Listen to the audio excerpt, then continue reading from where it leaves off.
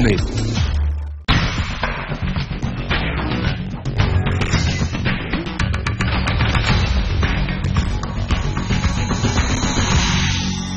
A completely Indian automotive brand that makes vehicles for the widest range of users, from farm equipment to commercial transport to defense vehicle to construction equipment and of course passenger cars. Welcome to the Brands That Build India. I'm Shireen Bhan and this week we're talking about Mahindra. Mahindra and Mahindra company बहुत अच्छी company है, India की मानी जानी company है. The first thing comes to my mind is the car. जो दिखने में बहुत अच्छी है, बहुत कंफर्टेबल गाड़ियाँ है. महिंद्रा जाइलो है और महिंद्रा स्कॉर्पियो है जो वर्ल्ड लेवल की गाड़ी है. स्कॉर्पियो का बॉडी जो सिस्टम उन्होंने जो बनाया था डिजाइन वो मुझे बहुत अच्छा लगा था. गांव में हमारे तो ज्यादातर कम से कम 50 ट्रैक्टर जो है वो महिंद्रा का है. Mahindra car is good, SUV is good. If I want to go for SUV, I'll go for Mahindra. Because many people can accommodate in it. And they're coming up with good cars nowadays, especially XUV 500. I got the XUV only for its pace and it's a rocking car. And they're taking the Indian car manufacturing to a different level altogether. The Mahindra Group spans diverse businesses from automotive to real estate to holidays and even finance. But the brand is most identified with its automotive business. For many years, Mahindra was seen as a Jeep and tractor manufacturer. It was only after the launch of the Scorpio in the early 2000s that Mahindra started getting a fan following for its passenger cars. Let's take a look at the Mahindra auto brand journey. Mahindra and Mohammed was set up as a steel trading company in 1945 with brothers J.C. Mahindra and K.C. Mahindra and Ghulam Mohammed.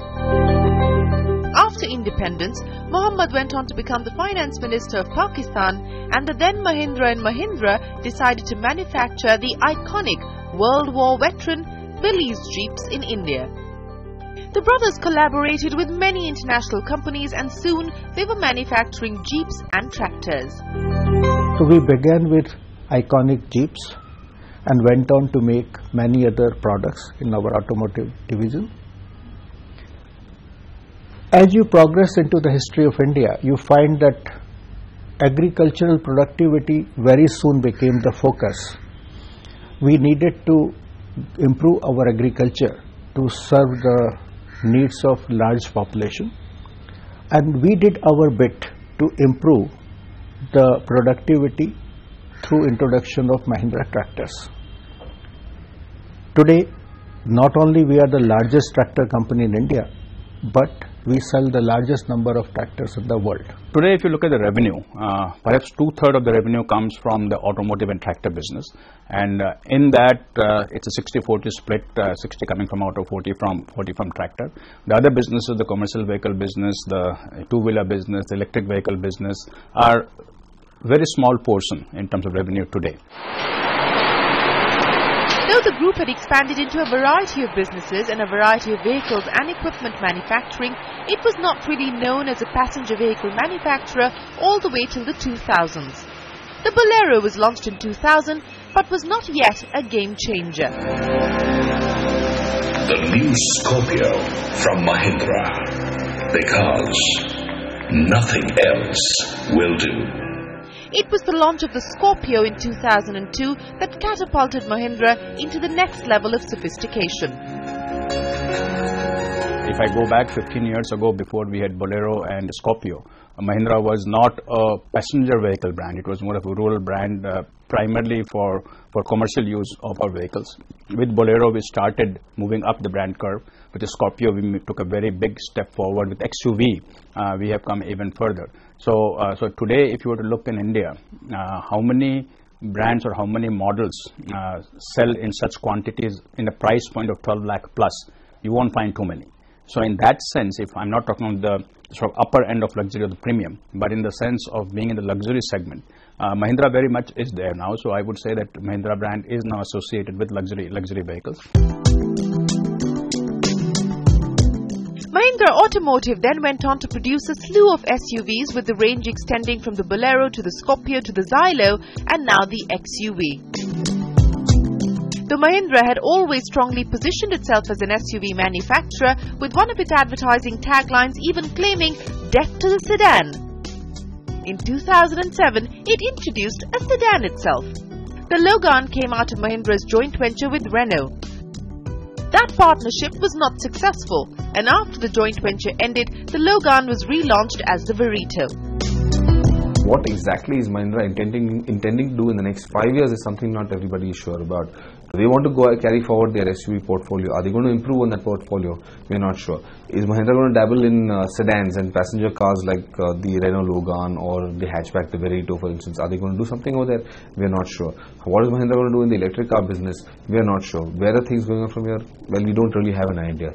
So there is a bit of a pall, hanging. There's a slight mist hanging over all of their business affairs and where they're heading to. So that direction isn't clear to it doesn't matter to the consumers, but investors and people in the media, at least like me who follow Mahindra very closely, we're not very clear as to now what is it that they're doing exactly. Mahindra continued with its acquisitions in the bid to add more to its range of vehicles. In 2011, it acquired Korean utility vehicle manufacturer SsangYong to add luxury SUVs to its portfolio. Mahindra has also started to focus on electric cars and alternative fuel technology with its acquisition of Reva in 2010. The core still is SUVs, core still is tractors. The things that we are in, the commercial vehicle, the electric vehicles, the two-wheelers, are kind of emerging segments for us in future, and some of these may become core. So 10 years from now, if you're talking, we might find that two-wheeler is core for us or commercial vehicle is core for us. So we're always investing for the future business opportunities while keeping care of our core today. And that core today, the auto business, the tractor business, is giving us strength to get into newer segments, which tomorrow will become core and give strength to get into newer businesses 10 years from now that we have not even heard of today. I think they still aren't as competitive or rather as good where products are concerned compared to what the manufacturers offer. On a more ground level, where the market itself is concerned, yes, they do better business than the competitors. Undoubtedly, they do better business, but that's probably not entirely on the strength of the product. But as much as the brand loyalty or sort of the respect that the brand in general commands, it is an Indian brand. It's a very indigenous brand for that matter, and I think that earns them a lot of attention, a lot of adulation and adoration. So that's what helps run the products rather than just how contemporary those products are. As one of the most visible categories, Mahindra advertising for its passenger vehicles is always flashy and high decibel. In 2012, Mahindra came up with the Live Young, Live Free campaign to showcase the capabilities of its rugged, dependable cars.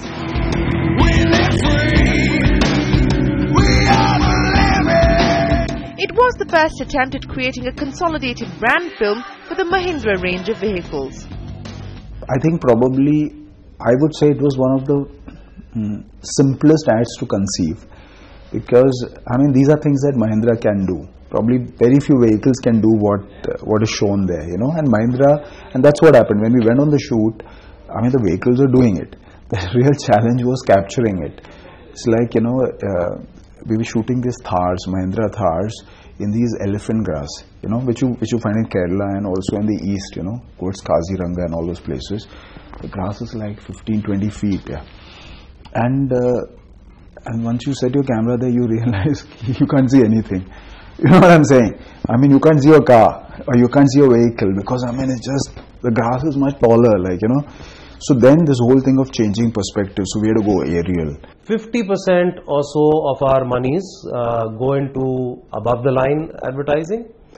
About 15% and rising goes behind digital and social media, and the balance goes behind below the line activation.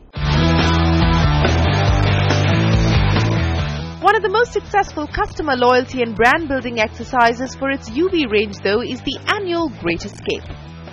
It also organizes inter-country drives from India to Nepal and Bhutan. Besides the events for its passenger vehicles, Mahindra is equally good at below-the-line activities for its entire range of vehicles, including commercial vehicles and tractors. We are able to synergize between the various businesses for whom the semi-urban rural market is significant. So, for example, automotive plus tractors plus two-wheelers business comes together and does combined activities. So, it could be a road show, it could be a kind of a Grameen Mahotsav, it could be a Heart Bazaar, where our different businesses come together and synergize under one platform. This is really a business about being there on the ground, close to the customer, and a lot of the marketing effort goes in that area.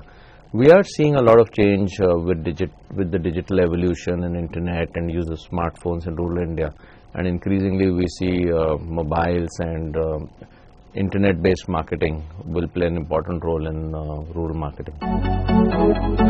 3 years ago, Mahindra made an attempt to consolidate its various businesses under a common brand identity, Rise. The idea is that all products and services will help someone rise, either financially, socially or aspirationally. With this, Mahindra is hoping to rise itself. The brand-conscious company has set out an ambitious 10-year vision for itself, which has little to do with financial targets. The aim is to be in the 50 most admired companies in the world. By no means it is an easy task. We have to take 3 steps which we are taking. First is, of course, to build a viable global business. Second is to go there by ethical means with highest level of corporate governance, for which we are admired. We are well on track. We are continuously rated among the most admired brands. And third and most important, keep ourselves as the most preferred place, happy place to work for, so that our employees and all our stakeholders, they make positive difference to the communities they operate in, and that's what Mahindra stands for. कहने वाले बहुत कुछ कहते हैं, पर महिंद्रा चलाने An ambitious goal, but one well within sight for this global Indian brand. Mahindra तकदीर बदल दे. Trust and patriotism, some of the drivers for the brand loyalty that Mahindra enjoys. It's time for a short break, but when we return, we have brand expert Santosh Desai with us in the studio. Don't go anywhere. There's an imaginativeness and an innovative spirit, I think, that Mahindra has as a brand, which I struggle to find in its advertising.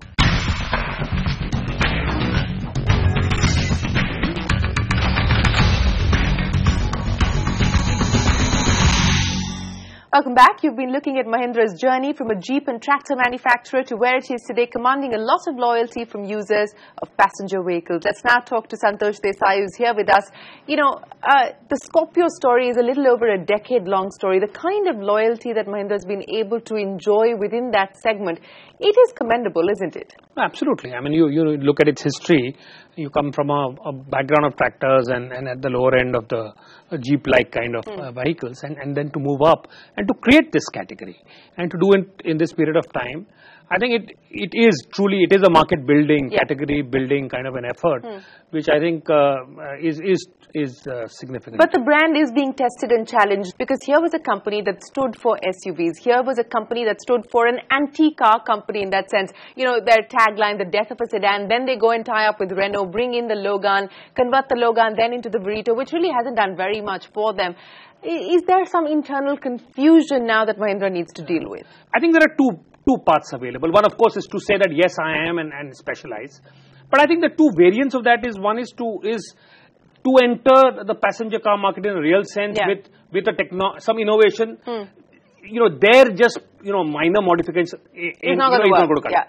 There you need a big splashy entry, or it is to do a sort of a category busting, shape-shifting kind of a thing where you transform. Does the SsangYong then fall into that shape-shifting category? Because they're hoping to move into the luxury SUV market through that acquisition. Right. But does that cut it? That specifically may not. But I think that path where you are looking for vehicles, because increasingly these old labels, are giving way. And if Mahindra takes the lead in blurring these distinctions that we today, very hard distinctions that we draw, with innovative, interesting, product configuration, I think that path to a larger piece of the auto cake might be a better way to go than either reconciling yourself to saying I'm only SUV or actually going to the other end and trying a classic carp kind of a play. Okay, let's move away from auto and let's talk about the group, because they've gone in for a significant branding overhaul, rebranding exercise, Mahindra Rise. It's in a sense Anand Mahindra's attempt of stitching together this federation of companies, as he likes to call it. What do you make of it? These kind of efforts are dime a dozen. I mean, many companies have tried it.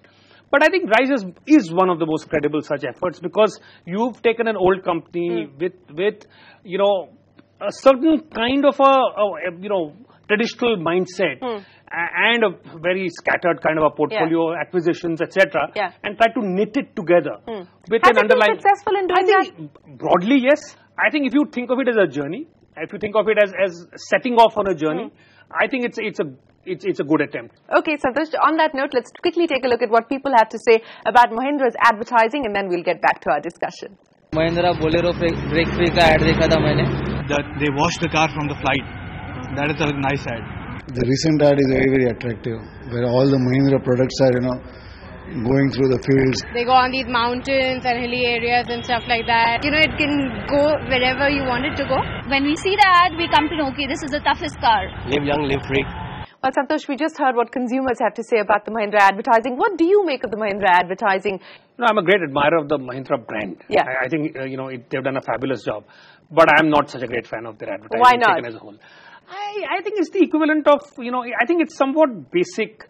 It uses a very simple, almost simplistic kind of a take. It is the equivalent of sort of automotive cheesecake, I mean, such beauty shots and glamour in a very shallow. I personally think that it's a brand that has many more layers and much more depth. There's an imaginativeness and an innovative spirit, I think, that Mahindra has as a brand, which I struggle to find in its advertising. Okay, you're not impressed with the advertising, but what about the other brand building activities? At least innovation and imagination as far as the off-advertising efforts, for instance, The Great Escape. Absolutely. I think when it comes to activities, which is more difficult actually, most of the brands manage to get the advertising right, but and the struggle. not so. But I think Mahindra does a great job of its activities, and a whole set of them for different audiences. So you have, whether it's a blues festival that you are able to run, The Great Escape, of course, is a fabulous sort of an exercise. I think they get that right, and they get that really right. But as always, Santosh Desai, many thanks for joining us on the Brands That Build India. On that note, it's time for us to take a break, but when we return, we take a look at Mahindra's CSR activities. Stay on with us. Not much learning is happening in the school. So what we do is we provide them with an extra class in which concepts of maths and language are taught to the girls.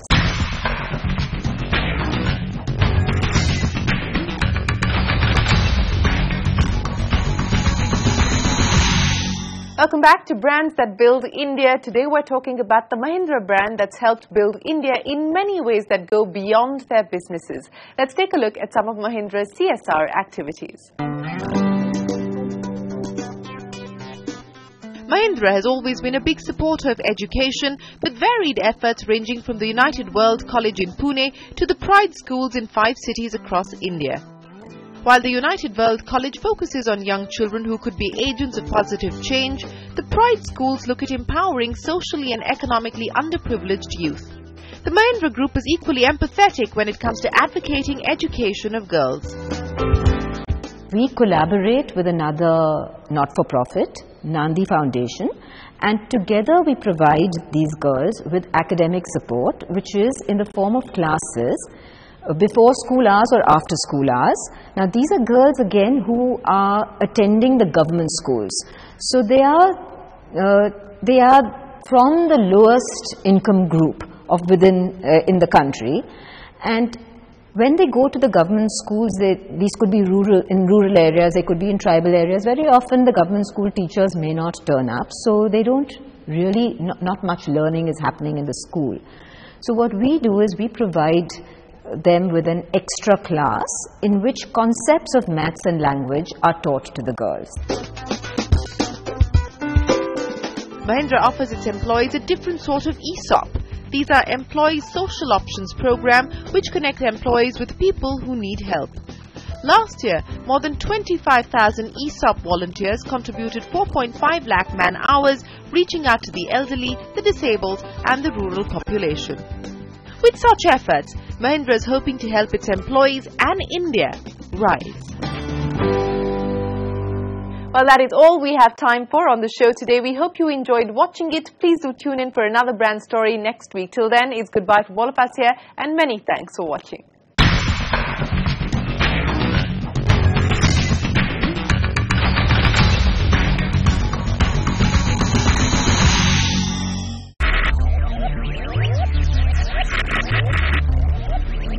Focus. Ideate. Innovate. Enable.